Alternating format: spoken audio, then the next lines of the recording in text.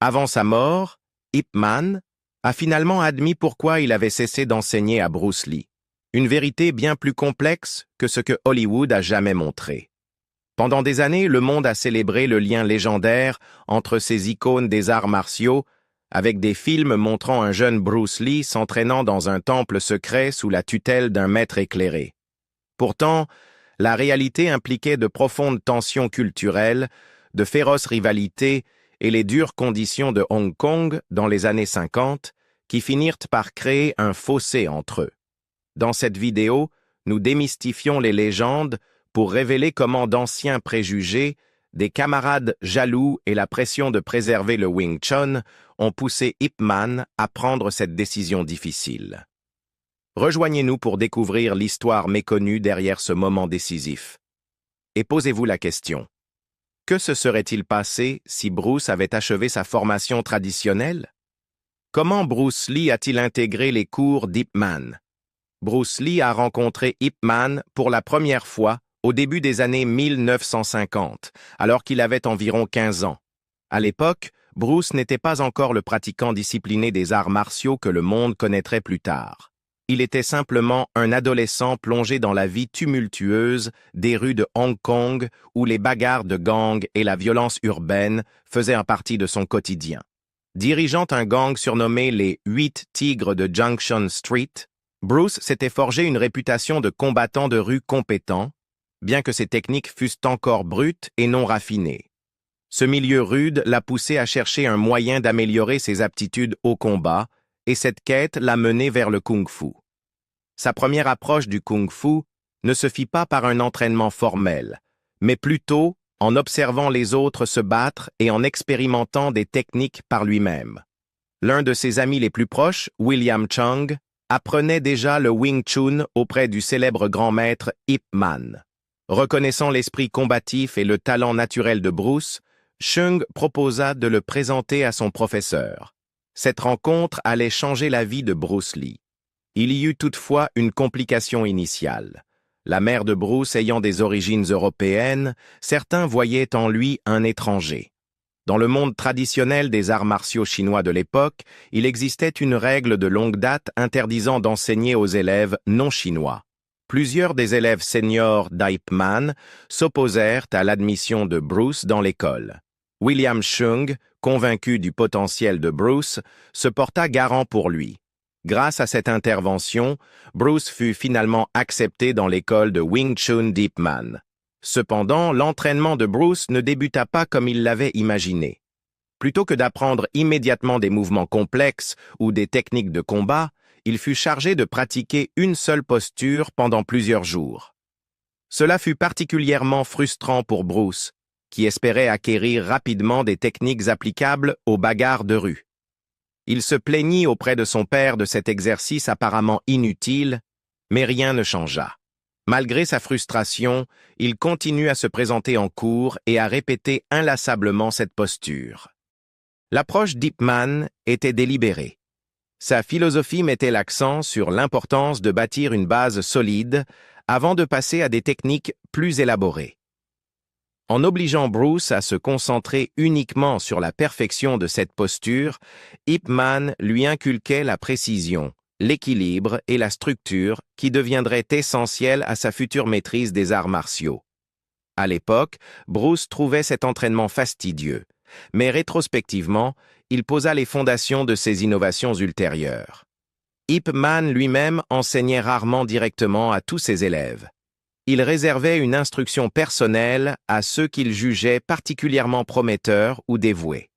Dans le cas de Bruce, une grande partie de l'enseignement quotidien fut assurée par Wong Chun Leung, l'un des élèves seniors les plus fiables d'Ip Man. Wong était réputé pour son approche pragmatique du Wing Chun, façonnée par ses propres expériences lors de combats réels. Sous sa direction, les compétences de Bruce s'améliorèrent rapidement. L'accent mis par Wong sur l'efficacité et l'adaptabilité dans les combats réels faisait écho à l'expérience de Bruce dans les bagarres de rue.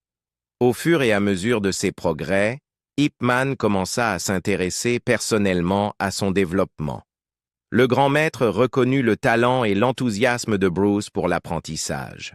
Au-delà des techniques physiques, Ip Man lui fit découvrir la philosophie profonde du kung-fu, l'importance de la fluidité, de l'adaptabilité et de la compréhension de son adversaire.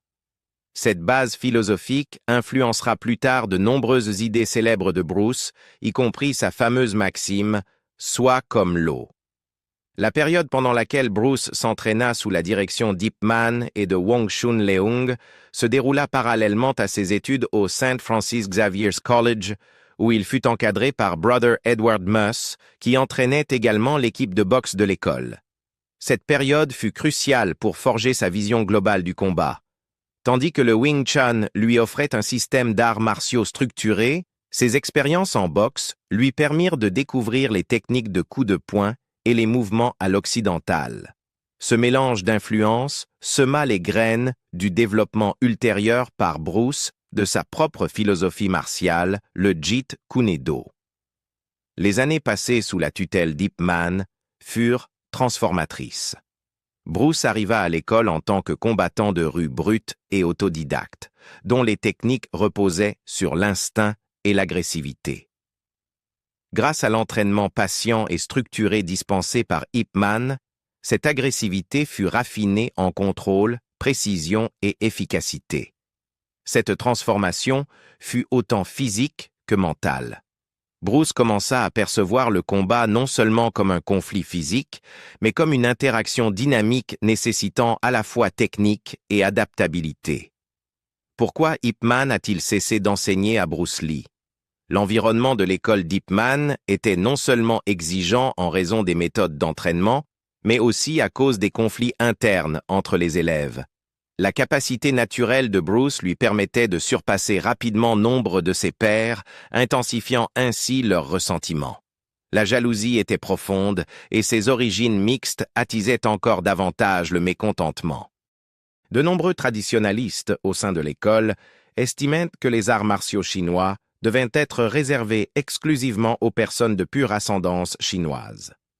Ce préjugé offrait une justification commode à ses détracteurs, et malgré l'acceptation personnelle par Ip Man du talent de Bruce, l'opposition croissante au sein de l'école ne pouvait être ignorée. Au fur et à mesure que les compétences de Bruce s'amélioraient sous la direction d'Ip Man et de son élève senior Wong Chun Leung, la pression extérieure sur le grand maître augmentait. Dans la communauté conservatrice des arts martiaux de Hong Kong, les traditions étaient farouchement défendues.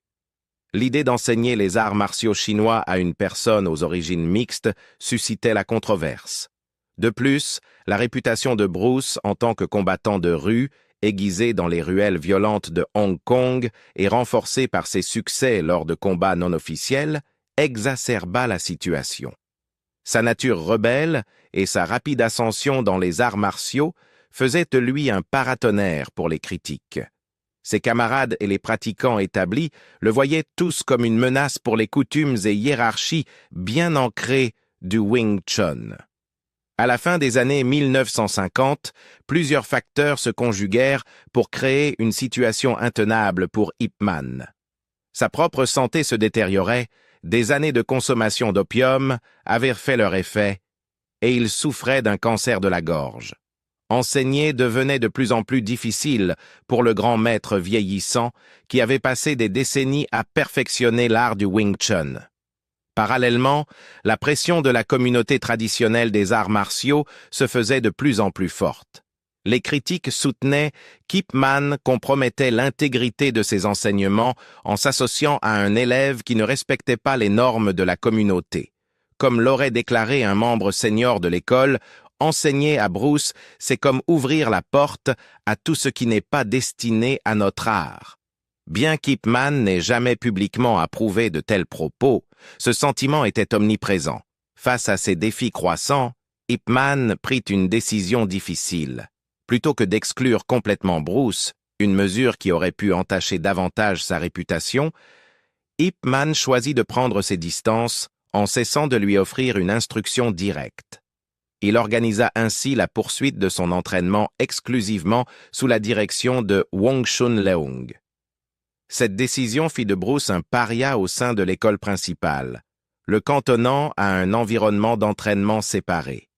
Ce compromis permit à Ip Man de protéger à la fois son héritage personnel et la sacralité de sa tradition martiale.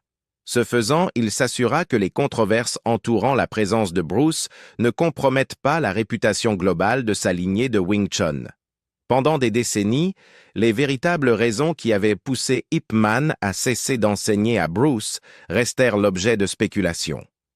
Beaucoup supposaient que l'arrogance et le comportement rebelle de Bruce en étaient les principales causes. Cependant, l'histoire complète était bien plus complexe et, à bien des égards, tragique. Peu de temps avant sa mort, en 1972, Ip Man révéla la vérité. La pression croissante de la communauté traditionnelle des arts martiaux, conjuguée à ma santé déclinante, ne m'a laissé d'autre choix que de me retirer de l'entraînement direct de Bruce. Ces mots clarifièrent que ce n'était pas uniquement le comportement de Bruce qui avait motivé cette décision, mais bien une combinaison de pressions extérieures et de limites personnelles. Des préjugés profondément ancrés contre les origines mixtes de Bruce jouèrent également un rôle, puisque de nombreux étudiants conservateurs estimaient que les arts martiaux chinois ne devaient pas être partagés avec des personnes d'origine non chinoise. Après cette période, la vie de Bruce prit un autre tournant dramatique. En 1959, suite à une série d'incidents violents, dont une altercation particulièrement grave impliquant le fils d'un puissant membre de la triade, ses parents décidèrent que sa sécurité à Hong Kong ne pouvait plus être garantie. Ils l'envoyèrent aux États-Unis, où il recommencerait à zéro à Seattle. Arrivé avec peu de moyens, seulement $100 et quelques contacts, Bruce fut contraint de se réinventer. Aux États-Unis, il commença par occuper de petits emplois et poursuivit des études de philosophie à l'Université de Washington. Parallèlement, il se forgea une réputation de combattant redoutable, participant à des matchs de boxe et à des compétitions clandestines d'arts martiaux.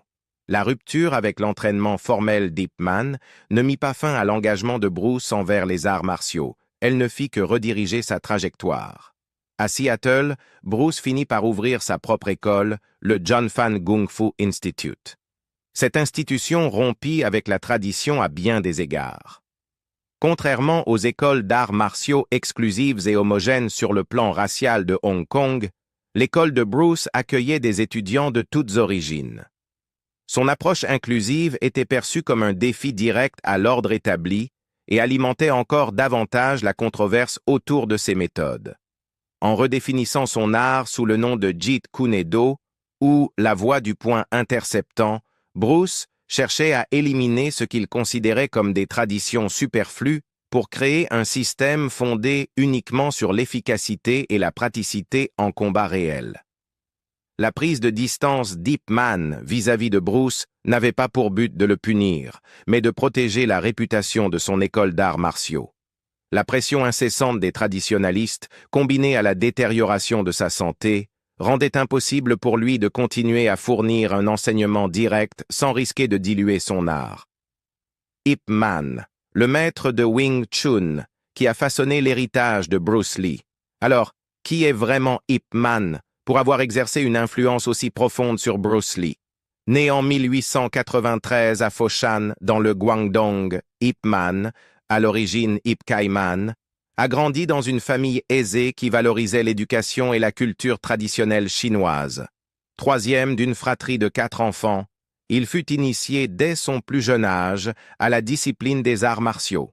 Il commença à étudier le Wing Chun sous la direction de Chan Hua Shun, un maître respecté de cet art. Certaines sources affirment qu'Ip Man débuta son entraînement à l'âge de 9 ans, tandis que d'autres suggèrent qu'il commença à 13 ans. Quoi qu'il en soit, sa détermination à maîtriser le Wing Chun était évidente dès le début. Chan Hua Shun, alors âgé de 57 ans, prit Ip comme 16e élève. Cependant, son enseignement fut interrompu après seulement 3 ans en raison d'un léger AVC en 1909, le contraignant à prendre sa retraite. Au cours de ces années formatrices, Ip Man absorba une grande partie de son entraînement auprès du 2e élève le plus expérimenté de Chan, Eng Chung-sok, ce qui jeta les bases essentielles de son expertise future. Dans sa vingtaine, Ip Man avait déjà atteint un niveau de compétence lui permettant d'enseigner aux autres, bien qu'il n'ait pas encore créé d'école officielle. Il travailla alors comme officier de police à Foshan pour le gouvernement nationaliste, un poste qui lui assurait à la fois un revenu stable et l'opportunité d'appliquer ses compétences martiales pour maintenir l'ordre public. Sa réputation de pratiquant compétent et discipliné grandissait régulièrement, alors même que sa carrière d'artiste martial ne faisait que commencer à se dessiner. À 16 ans, aidé par son cousin Leung Foot Ting, Ip Man s'installa à Hong Kong. Là, il s'inscrivit au St. Stephen's College, un établissement destiné aux familles aisées et aux expatriés. Cette expérience élargit ses horizons et le confronta à de nouvelles idées, bien au-delà de son Foshan natal.